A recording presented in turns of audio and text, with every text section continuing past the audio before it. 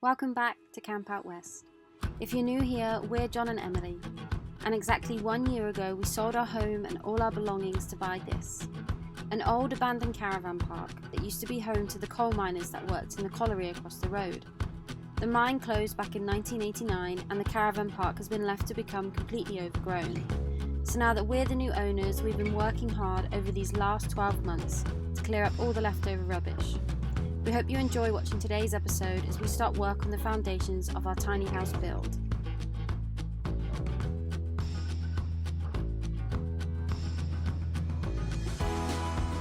Welcome back to Camp Out West. If you watched our last episode, you would have seen our land transform, and after 367 days we were finally able to get an excavator on site to help us start clearing the land.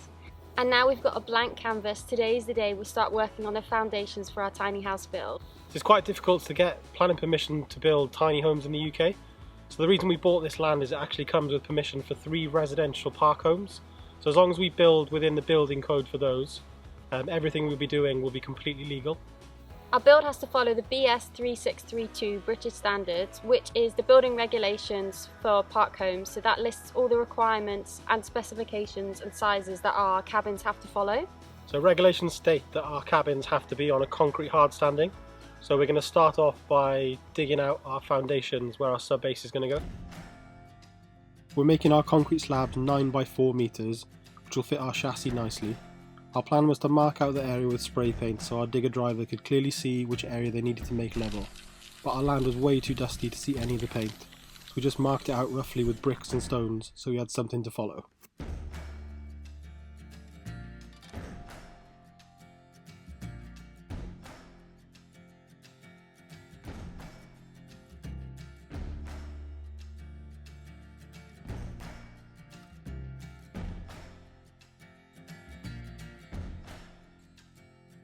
We were kindly gifted a laser level from Vivor last year, which we were finally able to put to good use.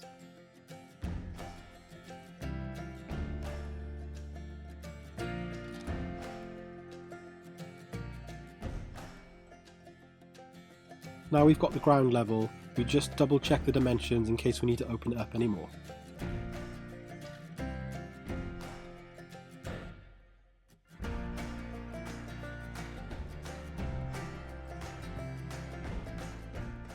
We have got an excavator on site today clearing the ground for our first sub-base. So we've been busy doing that this morning. He's just flattening off some other bits of ground while we mark out our second slab.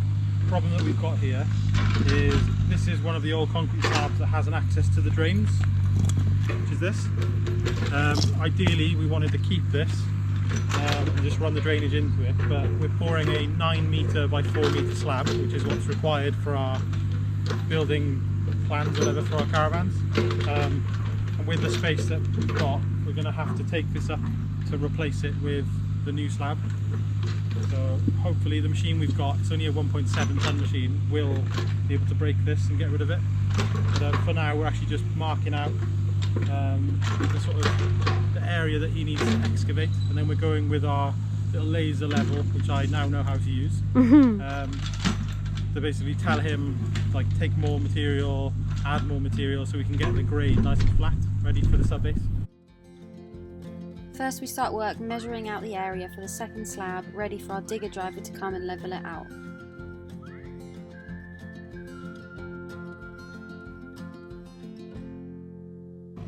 Thankfully he had no trouble ripping up the old concrete slab.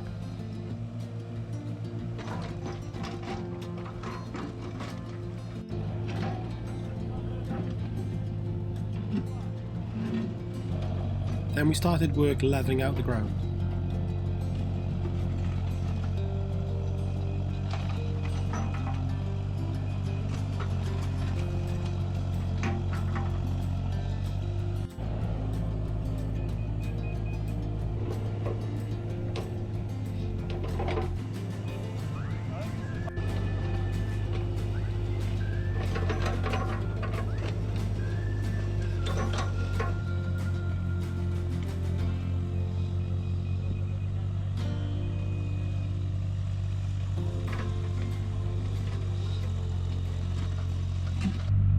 I've just walked up to the top of the drive because we're about to get our sub-base gravel delivery. But I just wanted to say how proud I am of John. So we were both quite stressed last night. We were really excited about today and a bit overwhelmed just because it's something we haven't done before, and there's only so many YouTube videos you can watch to get an idea of what we're about to do, and I think we were just so worried that we wouldn't be able to get the bases level. So yeah, John is doing amazing and I'm just so proud of him because he was so... Oh, I think the gravel's here.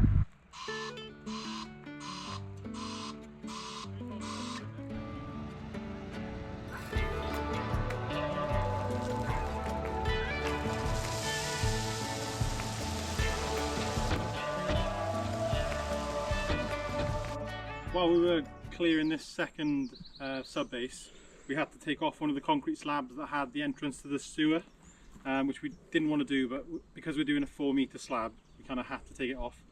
When we pulled the slab off with the excavator, I literally just stuffed the hole with some plastic bags to stop all the dirt and stuff falling in the sewer. So the plan is now I need to get all those bags out. I'm going to try and cut, I want to dig around it, cut the clay pipe clean, and I've bought this rubber adapter so I can put a section of plastic pipe on. The idea is that this pipe will come out of our slab we're going to make.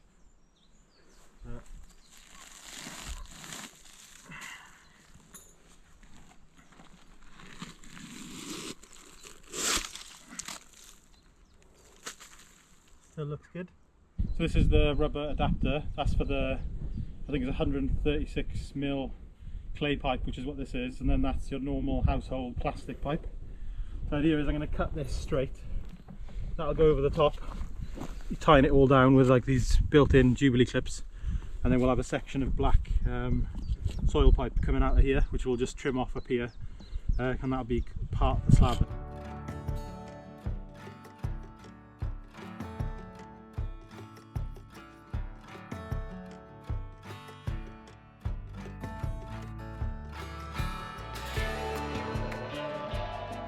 So we've come down to Ammanford to dragon plant hire. Come and get ourselves a concrete whacker plate. See they are. Thanking you. Okay. Morning. So I've just come back from Ammanford. We've been to see Dragon Plant Hire, where we've hired this from. So thanks to Dan and Math. So this is a whacker plate. So now that we've been digging out the soil for the foundations of our little slabs that we're going to be pouring, we're going to be using this to whack down that soil that we've interrupted, just so it's solid again. Then we're going to be putting down 150mm for 6 inches of MOT Type 1 sub-base, which is an aggregate that's a mix of stone from 20mm all the way down to dust.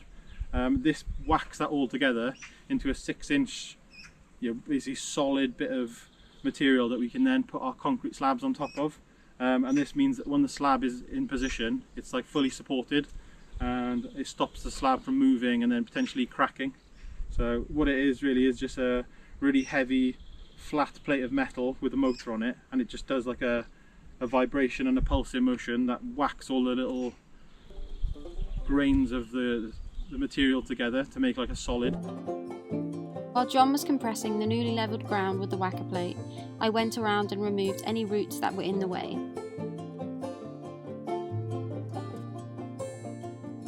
We needed to go over the ground quite a few times to get it compacted enough, so we took it in turns.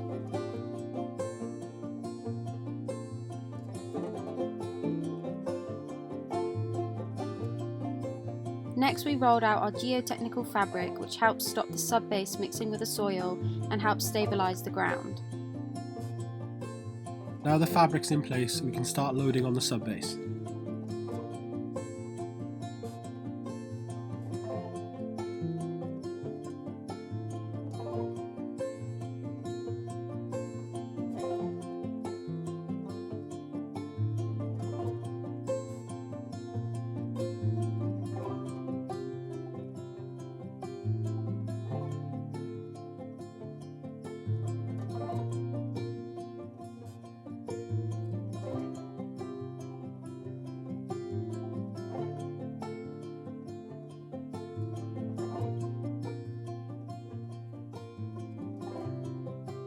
Our building regulations state our sub-base needs to have a finished compacted depth of 150mm, so I adjusted our laser level to compensate for the additional height of the sub-base, and I added a couple of extra inches to allow it to be compacted down to the required thickness.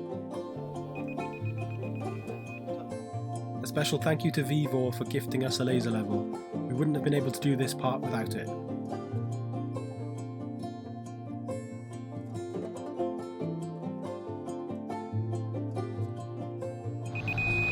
That's our gravy leaf.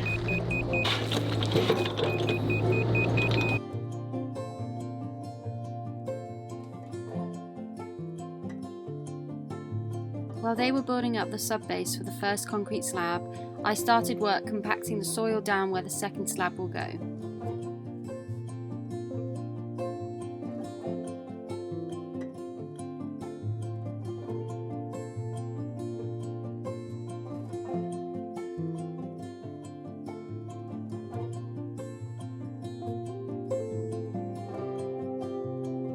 Once compacted, we double check the size and then put the geotechnical fabric into place.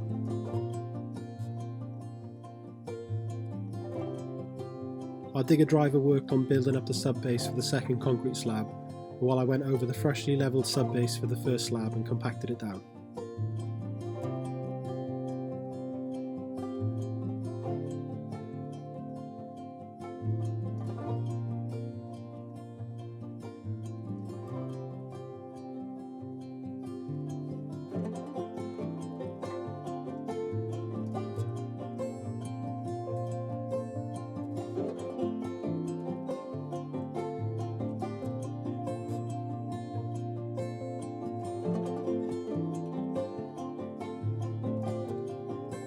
Now freshly compacted, we just double checked the size to make sure everything was still measuring right to fit our slab size. At the end of the day, we decided to park our Defender on our newly compacted sub-base and set up a little movie night. A special thank you to NordVPN for sponsoring today's video and supporting our channel and project. NordVPN is one of the world's largest VPN providers. A VPN stands for a virtual private network, which is a service that shields you from cyber threats and helps keep you safe and secure while online. We first started using NordVPN as we don't own a TV, and VPNs allow us to access a catalogue of programs and movies from all over the world, normally only accessible to people in certain countries. NordVPN allows us to set our location to anywhere in the world, unlocking movies and programs to watch wherever we are. Another great feature of a VPN, if you're like us and spend a lot of time on the road using shared or public Wi-Fi, NordVPN is essential to help keep your online activity and personal information safe and help protect you from cyber criminals. We've personally had experience in the past with our email accounts being hacked or family members having their credit card details stolen online. And VPNs are a great way at protecting your online accounts, details and passwords from being compromised. To put it simply, a VPN makes your digital life safer, easier and smoother. To get your exclusive NordVPN deal and one bonus month on top of a 2-year plan, just head to nordvpn.com/campoutwest or click the link in our bio to sign up. It's risk-free with Nord's 30-day money-back guarantee.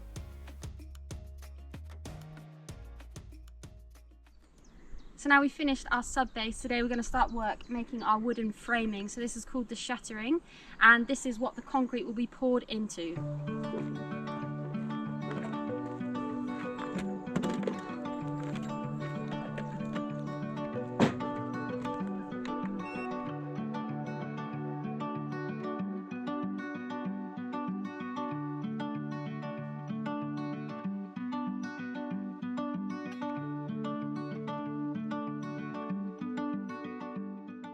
Our slab that we're pouring is 9 meters by 4 meters, so that's given us like a 50 centimeter overlap around the chassis. The longest timbers we could get hold of were 4.8 meters, so we're having to kind of make 2 timbers up to that 9 meter length, or 9 meter 10. So with these offcuts, so we're butting up the ends of these 2 boards, and we're using this like a brace on the outside. So hopefully with a bunch of screws on the outside, this will give us like one solid continuous length, and then all along the side of this then we're going to be using sections of metal bar or rebar, and that's what's going to be smacked into the ground, and this was going to hold this from bowing out from the weight of the concrete, because I think from what we calculated, we're putting 8 tons of concrete into this, so there's quite a lot of weight, so it's really important that it's very strong. Last thing we want is one of these sides to blow out, and then we've got 8 tons of slop everywhere. So I'm slightly worried about that happening, so always overkill.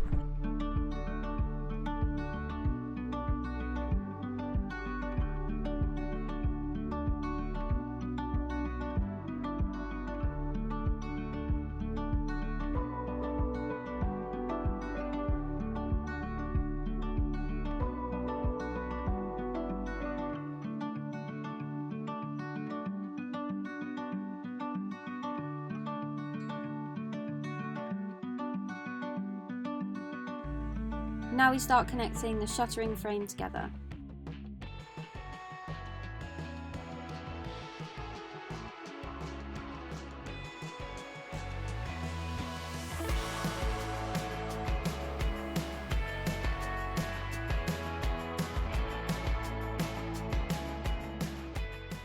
We've just spent way too long putting this in its correct position, so it's taken us a little while to sort of line up the front to where I guess the road is going to be, and then we've also spent ages getting the frame itself square.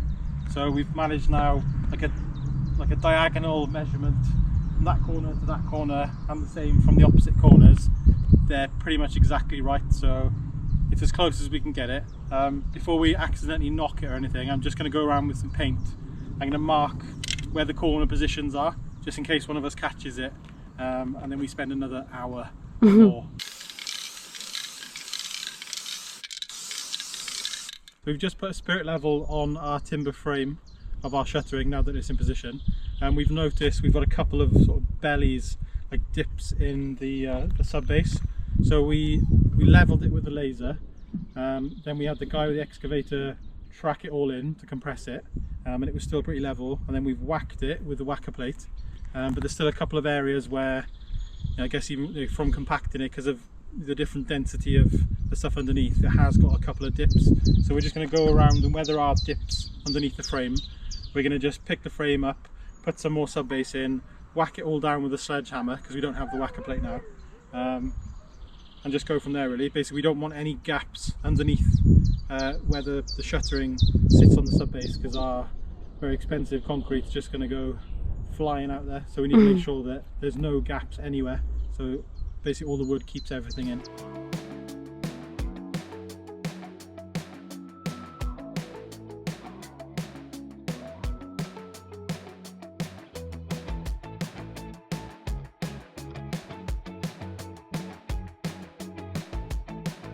So this has taken a lot longer than we thought it would.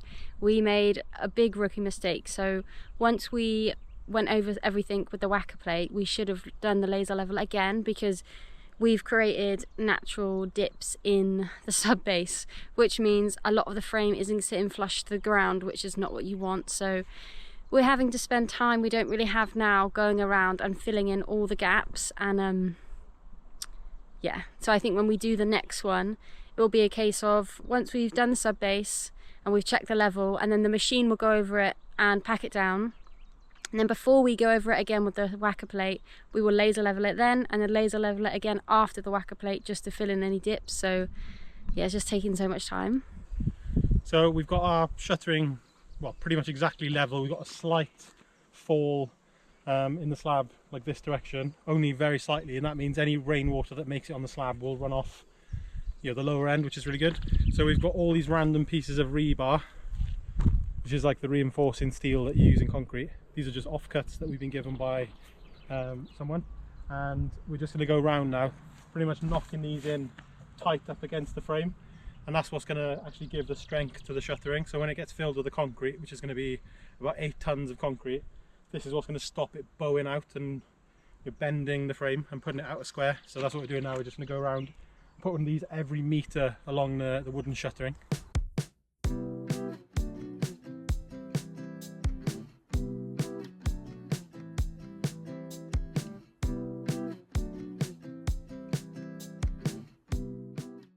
We're finding this section here because we're hitting, like, I guess, old tarmac or concrete really hard.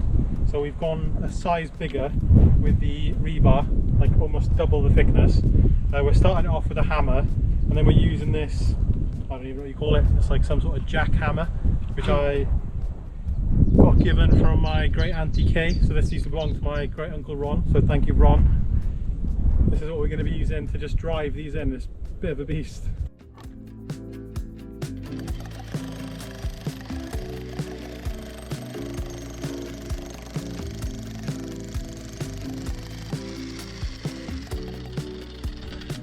That made it look so easy.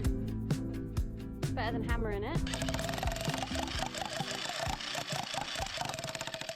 Okay, so we've finished shuttering now. We're happy with everything being level, check the square again, it's all good.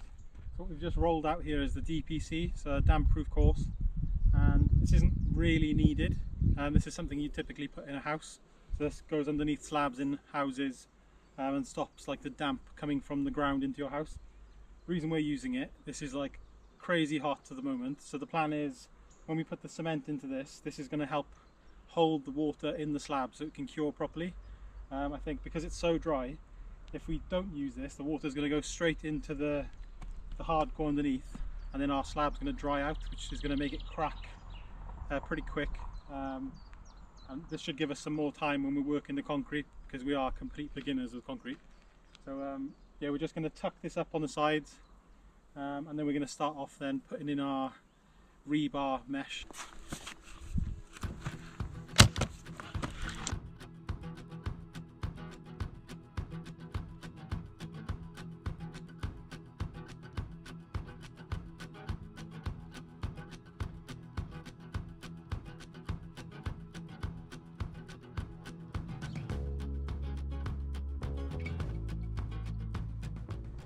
We've got a reinforcing mesh in place. So I've got my wire, my cutters and my pliers. So I'm now going to go to every intersection where they lap over like that, and I'm going to tie like this. So basically makes all of this metal as if it was one big piece. Absolutely cooking today. Crazy hot. So put it on time lapse so you can see how long this takes.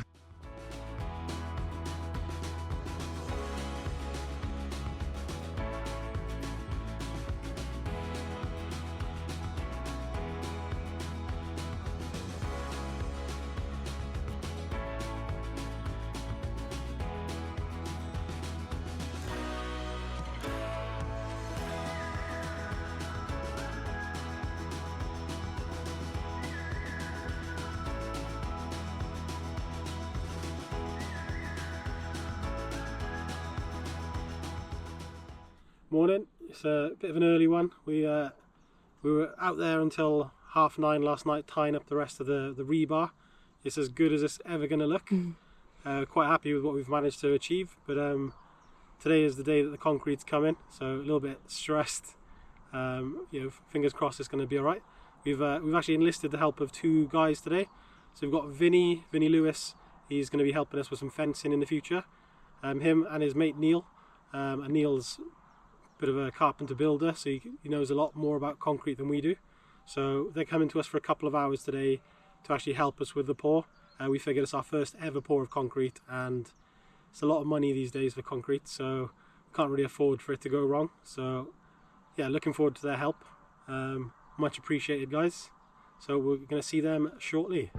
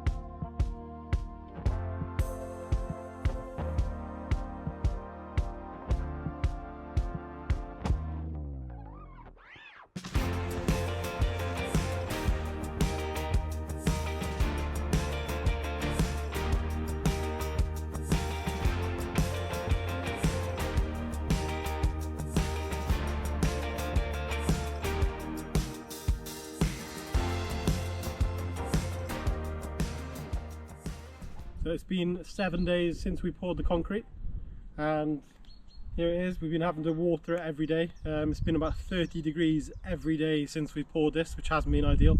So even with our best efforts keeping it watered, we have got some surface cracking, which everyone told us was going to happen anyway, but still a little bit disappointing. But I'm going to take the camera off Em. She can give you the grand reveal. This is my first time walking on it. Feels solid.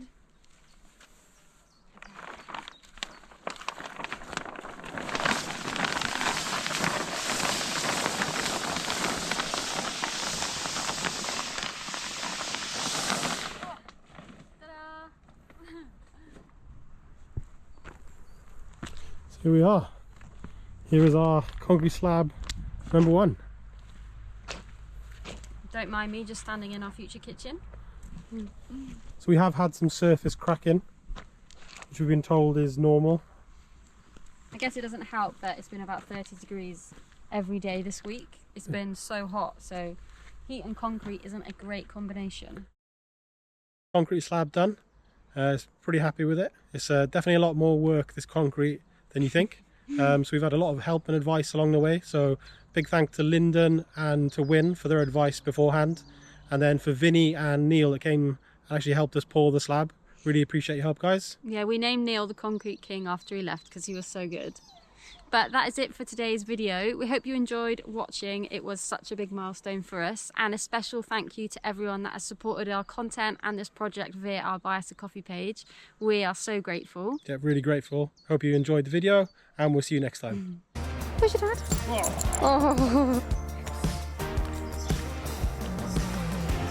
Movie snacks.